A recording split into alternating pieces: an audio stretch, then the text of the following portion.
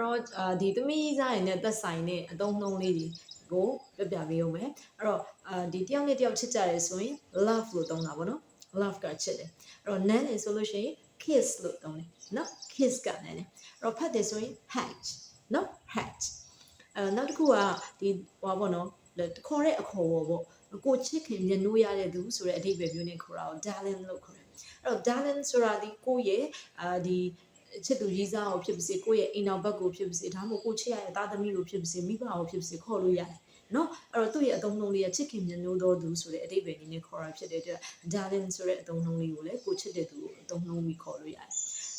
နောက်တစ်ခုကတော့ relationship ပေါ့နော် relationship ဆိုတာတော့ဆက်ဆံရေးပေါ့အဲ့ဆိုတော့ relationship ကတော့မျိုးစုံသုံးလို့ရတယ်သမီးစား relationship လည်းရှိတာပေါ့ boyfriend and girlfriend relationship husband and wife relationship friend relationship စသဖြင့်ပေါ့နော်အဲဆိုတော့ဒီလိုမျိုးတယောက်နဲ့တယောက်ရဲ့ဒီ